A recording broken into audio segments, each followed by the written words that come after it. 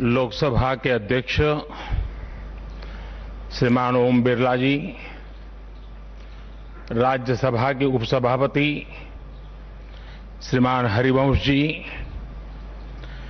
केंद्रीय मंत्रिपरिषद के मेरे साथी श्री प्रहलाद जोशी जी, श्री हरदीप सिंह पुरी जी, अन्य राजनीतिक दलों के प्रतिनिधिगण, वर्चुअल माध्यम से जुड़े अनेक देशों के पार्लियामेंट के स्पीकर्स, यहां उपस्थित अनेक देशों के एम्बेसडर्स, इंटर पार्लियामेंट्री यूनियन के मेंबर्स, अन्य महानुभाव और मेरे प्यारे देशवासियों,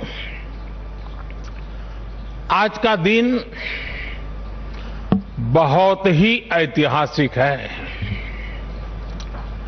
आज का दिन भारत के लोकतांत्रिक इतिहास में मील के पत्थर की तरह है। भारतीयों द्वारा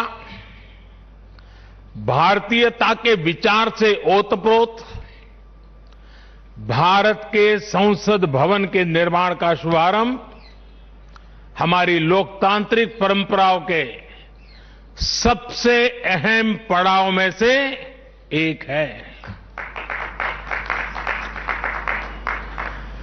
हम भारत के लोग मिलकर अपनी संसद के इस नए भवन को बनाएंगे और साथियों, इससे सुंदर क्या होगा, इससे पवित्र क्या होगा जब भारत अपनी आजादी के 75 वर्ष का पर्व मनाए तो उस पर्व की साक्षात प्रेरणा हमारी संसद की नई इमारत बने। आज 130 करोड़ से ज्यादा भारतीयों के लिए बड़े सौभाग्य का दिन है, गर्व का दिन है, जब हम इस ऐतिहासिक पल के साक्षी बन रहे हैं। साथियों, नए संसद भवन का निर्माण नूतन और पुरातन के सह अस्तित्व का उदाहरण है। ये समय और जरूरतों के अनुरूप खुद में परिवर्तन लाने का प्रयास है। मैं अपने जीवन में वो क्षण कभी नहीं भूल सकता जब 2014 में पहली बार एक सांसद के तौर पर मुझे संसद भवन में आने का अवसर मिला था। तब लोकतंत्र के इस मंदिर में कदम रखने से पहले मैंने सिर झुकाकर, माथा टेककर लोकतंत्र के इस मंदिर को नमन किया था। हमारे वर्तमान संसद भवन ने आजादी के आंदोलन और फिर स्वतंत्र भारत को गढ़ने में अपनी अहम भूमिका निभाई है।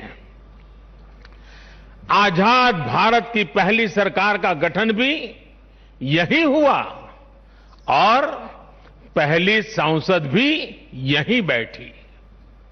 इसी संसद भवन में हमारे संविधान की रचना हुई, हमारे लोकतंत्र की पुनर्स्थापना हुई।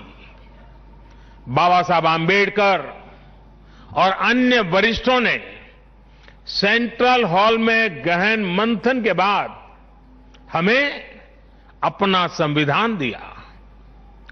संसद की मौजूदा इमारत स्वतंत्र भारत के हर उतार चढ़ाव, हमारी हर चुनौतियां, हमारे समाधान, हमारी आशाओं आकांक्षाओं, हमारी सफलता का प्रतीक रही है।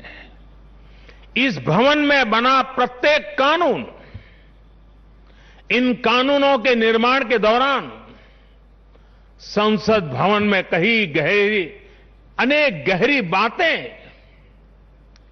ये सब हमारे लोकतंत्र की धरोहर है। लेकिन साथियों, संसद के शक्तिशाली इतिहास के साथ ही यथार्थ को भी स्वीकारना उतना ही आवश्यक है। ये इमारत अब करीब करीब 100 साल की हो रही है। बीते दशकों में इसे तत्कालीन जरूरतों को देखते हुए निरंतर अपग्रेड किया गया। इस प्रक्रिया में कितनी ही बार दीवारों को तोड़ा गया है, कभी नया साउंड सिस्टम, कभी फायर सेफ्टी सिस्टम, कभी आईटी सिस्टम। लोकसभा में बैठने की जगह बढ़ाने के लिए तो दीवारों को भी हटाया गया। इतना कुछ होने के बाद संसद का ये भवन अब विश्राम मांग रहा है। अभी लोकसभा अध्यक्ष जी भी बता रहे थे कि किस तरह बरसों से मुश्किलों भरी स्थिति रही है। बरसों से नए संसद भवन की जरूरत महसूस की गई है। ऐसे में ये हम सभी का दायित्व बनता है कि 21वीं सदी के भारत को अब एक नया संसद भवन मिले। इसी दिशा में आज ये शुभारंभ हो रहा है और इसलिए आज जब हम एक नए संसद भवन का निर्माण कार्य शुरू कर रहे हैं तो वर्तमान संसद परिषद के जीवन में नए वर्ष भी जोड़ रहे हैं। साथियों, नए संसद भवन में ऐसी अनेक नई चीजें की जा रही हैं जिससे सांसदों की एफिशिएंसी बढ़ेगी, उनके वर्क कल्चर में आधुनिक तौर तरीके आएंगे। अब जैसे अपने सांसदों से मिलने के लिए उनके संसदीय क्षेत्र से लोग आते हैं, तो अभी जो संसद भवन है उसमें लोगों को बहुत दिक्कत होती है। आम जनता को दिक्कत होती है, नागरिकों को दिक्कत होती है। आम जनता को अपनी कोई परेशानी अपने सांसद को बतानी है, कोई सुख दुख बांटना है, तो इसके लिए भी संसद भवन में स्थान की बहुत कमी महसूस होती है।